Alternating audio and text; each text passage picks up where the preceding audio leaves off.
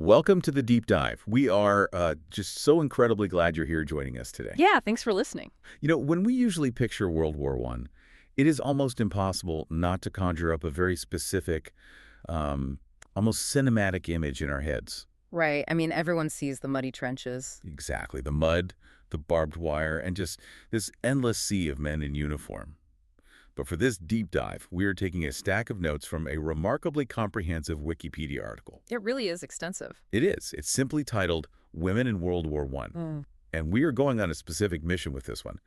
Our goal today is to completely shatter that monolithic, male-centric image of the Great War. Because it's just not the whole story. Not at all. We want to show you the astonishing, multifaceted, and honestly deeply dangerous roles that women played all across the globe. We're talking about everything from the home front to the actual front lines. Okay, let's unpack this, because looking through these sources, it is clear that women weren't just, passively waiting for the men to return. No, absolutely not. But they also weren't all just drafted into service by their governments either. There seemed to be a massive spectrum of reasons why women stepped into the fray. It's a profound shift in perspective when you look at the sheer scale of it. And you're spot on about the motivations. It wasn't some single unified mindset. Right. For some women, participation was deeply personal. They wanted to prove their worth, or they felt a patriotic duty to actively support their loved ones who were fighting. They saw a chance to do more than what society traditionally boxed in as quote-unquote women's work. Yeah. But we also have to look at the highly strategic side of this. A massive portion of women firmly believed that making themselves indispensable to the war effort was the ultimate leverage to finally secure the right to vote. The ultimate bargaining chip, like we kept the country running, now give us the ballot. Precisely. And the source material shows that this strategy actually yielded huge gains during and right after the war. Oh, really? Oh, yeah.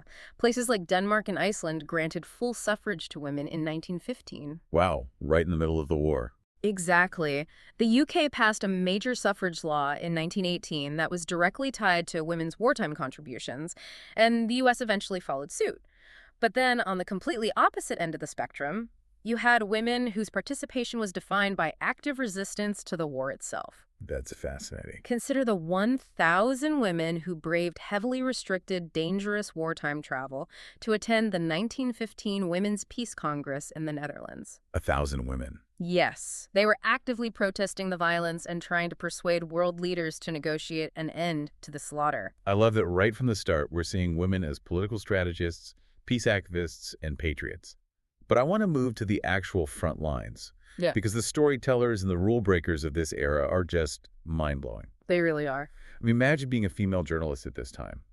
You are facing all the usual lethal dangers of a war zone, plus a military establishment that absolutely does not want you anywhere near the action. There's a story in the notes about Dorothy Lawrence that is just wild. Her story is incredible. She was an aspiring English journalist, and she realized very quickly that the military wasn't going to just hand her a press pass to the trenches. No way. So she took matters into her own hands. Right. She actually disguised herself as a male soldier. The notes say she posed as a sapper for the Royal Engineers. What exactly did a sapper do in World War I? Because it doesn't sound like a desk job. And not at all. A sapper is basically a combat engineer. Think of the most grueling, dangerous physical labor you can imagine in a war zone. Oh, wow. They were the ones digging the complex trench networks, laying landmines, repairing defenses under heavy fire. It was brutal work. And she just joined them. Yeah, Dorothy Lawrence managed to infiltrate this world. She bound her chest, wore a corset to flatten her figure, and actually made it to the front lines in France. She was doing heavy combat engineering in a corset. Yes, which makes the physical toll even more staggering. She managed to stay undercover for 10 whole days, living in the mud and the terror of the trenches. Before this sheer physical exhaustion, the difficulty breathing and failing health forced her to turn herself in to the commanding officers. I have to imagine the British military command did not take kindly to a female journalist exposing how easy it was to slip past their security. What happened to her? They panicked. They were terrified of the public relations nightmare. She was essentially detained, interrogated, and forced to swear herself to silence. That is awful. And the tragedy is, even when she tried to publish her book after the war, which was titled Sapper Dorothy Lawrence, it was so heavily censored by the authorities that it completely flopped. The War Office effectively erased her from the narrative. Erased for trying to tell the unvarnished truth, which, as we keep seeing in these sources, was a massive threat to the authorities. It wasn't just journalists getting silenced, it was anyone who didn't stick to the heroic script. The governments heavily curated the narrative of the war. They needed a constant stream of young men willing to enlist, which meant they needed stories of glory, honor, and heroism. Right, the propaganda machine. Exactly. They absolutely did not want the bloody reality published. A prime example of this is the American nurse and author Ellen Lamott. In 1916, she wrote a book called The Backwash of War. Because she was actually there, right? Yes, she was a nurse working in a French field hospital in Belgium, so she saw the direct aftermath of artillery and gas. And I imagine she didn't write about glorious charges over the top. Far from it. Her book focused on the agonizing, unglamorous, terrifying deaths of soldiers. She wrote about men dying slowly of gangrene, crying out for their mothers. God, that's dark. It was completely stripping away the romantic myth of combat. It was brutally honest, and because of that honesty, the book was banned in France. It was banned in Great Britain, and the moment the United States entered the war, it was banned there too. It is wild to think about a nurse, someone actively saving lives, being treated as a threat to national security just for writing down what she saw during her shift. What's fascinating here is the underlying reason why these female writers were so threatening to the establishment. Think about it. Women were generally outside the military hierarchy. Oh, I see. They weren't bound by the male macho code of wartime glory. Because they were outsiders, they were free to report the unglamorous truth, making them a unique threat to wartime propaganda. That makes total sense. Look at Mary Ethel Macaulay. She was an American artist and war correspondent who spent 2 years in Germany. She published Germany in Wartime in 1917. Okay. But because the book depicted ordinary German citizens suffering and facing starvation due to the Allied blockades, the U.S. government deemed it far too sympathetic to the enemy. As soon as the U.S. entered the war, the government literally seized her book. They confiscated it because empathy for starving civilians ruined the narrative that all Germans were monsters.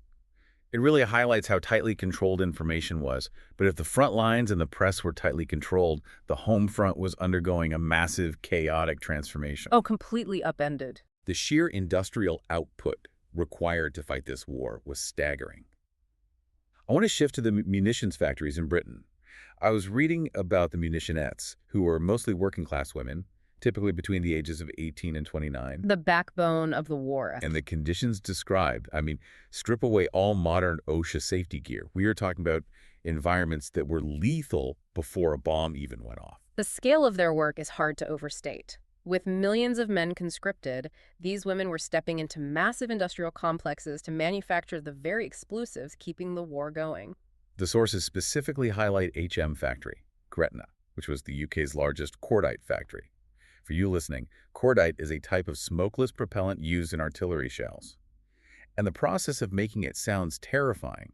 What were these women actually doing day to day? They were doing the chemical mixing. Specifically, they were mixing gun cotton and nitroglycerin by hand in massive vats. Yes, and nitroglycerin is incredibly unstable. A slight change in temperature or a sudden jolt could level the entire building. It was such a volatile, terrifying mixture that Sir Arthur Conan Doyle, the creator of Sherlock Holmes, visited the factory and dubbed the mixture the Devil's Porridge. The Devil's Porridge. That paints a picture. But they weren't just risking instantaneous death from explosions. The day-to-day exposure to these chemicals was actively destroying their bodies. The notes mention they earned a nickname canaries. Yes, and the reason for that nickname is quite grim. The toxic chemicals they worked with, specifically TNT, caused severe jaundice and liver damage, which literally turned their skin bright yellow. Turn their skin yellow. That is horrifying. They suffered from horrific illnesses, TNT poisoning, severe respiratory issues, even the breakdown of their blood. So you have women turning yellow and slowly dying in TNT factories in Britain. But this kind of home front hardship wasn't localized. The sources show that the specific flavor of suffering just changed depending on where you lived. The global socioeconomic collapse was universal, but the friction it caused varied wildly. If we widen the lens to the Ottoman Empire, we see the Islamic Organization for the Employment of Women, or the IOEW. Okay, what did they do? They organized and placed women into military footwear factories, like the massive facility in Beykoz, which employed over 900 women. But outside those factory walls, the situation for village women was a desperate struggle for pure survival. That was that. With the men gone, these women had to shoulder the entire agricultural burden. But the tragedy was they faced starvation anyway because the military routinely requisitioned their grain meant for the women's own families, with little to no compensation. Oh, man. The military even commandeered their physical homes for strategic use, forcing women and children to sleep outside under the trees. It's just a completely different kind of home front nightmare. You're either breathing in toxic fumes making artillery shells, or you're starving under a tree because the army took your house. Exactly. And wartime scarcity does something terrible to a society. It inevitably turns citizens against each other. People start looking for someone to blame. Right. The text points out a fascinating, if dark, example of this societal policing in the German Empire. Germany was hit incredibly hard by food shortages due to the Allied blockades. The working class was forced to survive on Käsebrot, which was a widely maligned, inferior bread made largely from potatoes and fillers. Right, people were desperate. But the notes say that amid all this starvation, a fierce social resentment started brewing specifically against soldiers' wives. Why them? Because of the military pensions they received, and more importantly, how society perceived they were spending them. When domestic economies collapse, people look for scapegoats. The public, and even the police, fiercely judge these women if they dare to eat wheat bread or enjoy a slice of cake and whipped cream at a cafe. Cake and whipped cream. Yeah, there was this intense societal policing of women's behavior. The police actually complained that these women weren't fitting the idealized, propagandized image of the frugal wartime homemaker. One officer formally complained that soldiers' wives were untouched by despair and shouldn't be occupying cafes sampling delicacies while the nation suffered. That is just so telling. The entire global economy is collapsing. Millions of men are dying, but society still finds the time to form a mob because a soldier's wife ate a piece of cake. It really is wild. It really underscores how women are often the first scapegoats when domestic stability fractures. But let's transition from the toxicity of the factories and the scarcity of the home front to the direct result of all those new weapons being built. The medical need must have been absolutely unimaginable. Unprecedented is the only word for it. The scale of medical support provided by women during World War I reshaped modern medicine. We're talking about over 21,000 U.S. Army nurses alone stepping into the void. And they weren't just treating standard gunshot wounds. The weapons were completely novel. They were. The medical community literally did not have protocols for things like chlorine or mustard gas attacks before this war. The source material specifically highlights Canadian nurses who became internationally famous for their constant soothing care of these agonizing gas victims. They were figuring it out as they went. Exactly. They were inventing modern trauma and respiratory care on the fly, intense mere miles from the artillery lines. And doing so at incredible personal risk. The notes mention Edith Cavell, who's probably one of the most famous figures to come out of this era. She is a towering figure of defiance. Cavell was a British nurse working in occupied Belgium. True to her medical oath, she treated injured soldiers from both sides of the conflict without prejudice. Both sides. Yes, but she went a step further. She actively used her position to help Allied soldiers escape from behind enemy lines, funneling them into the neutral Netherlands. When the Germans uncovered her resistance network in 1915, she was tried and executed. Her death wasn't just a localized tragedy, it sparked an international outrage that caused enlistment numbers in the British Army to absolutely soar. She became a massive symbol for the Allied cause. But as dangerous as the enemy was, or the artillery, or the threat of execution, here's where it gets really interesting. The deadliest threat to these nurses wasn't human at all. No, it was an invisible enemy, the 1918 flu pandemic. And this wasn't like catching a bad cold. This was a historically lethal virus. It was devastating. And during the 1918 flu, the medical world didn't have strong antiviral medicines or antibiotics to treat secondary infections. The only real treatment was intensive, round-the-clock nursing care. Right, just keeping them alive. Lowering fevers, keeping patients hydrated, maintaining strict sanitation. Nurses became the primary and often the only defense against the virus, and it cost them dearly. For you listening, consider this staggering statistic from the text. Out of the 134 United States Army nurse deaths during the entirety of World War I, 127 of them were caused by disease. 127 out of 134. Not by enemy attacks, not by shrapnel. By the invisible illnesses they contracted while trying to save others. That is incredibly sobering. It completely reshapes where you imagine the front line actually was. But speaking of the literal front line, we also have to talk about the women who actively sought out combat. Because the sources make it clear, women didn't just treat the wounded or build the bombs, some of them actually picked up rifles. They did, though it's a part of the history that is frequently overlooked or dismissed as myth. But the records are clear. I am so eager to share this part. In 1917, the Russian Provisional Government actually deployed official, all-female combat units. They were known as the Women's Battalions of Death. What a name. Right. They were led by a woman named Maria Bakhareva, who had petitioned and received personal permission from the Tsar to fight. And then you have Serbia.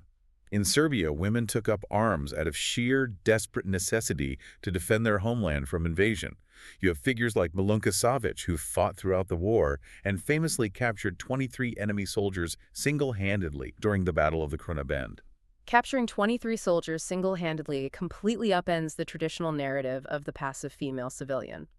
And this defiance of traditional roles extended into the shadows as well, into the highly dangerous world of espionage. Spies. Yes.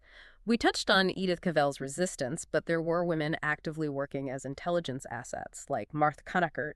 Her story sounds like a Hollywood thriller. She was a Belgian nurse who treated soldiers, but she was secretly recruited by British intelligence to be a spy.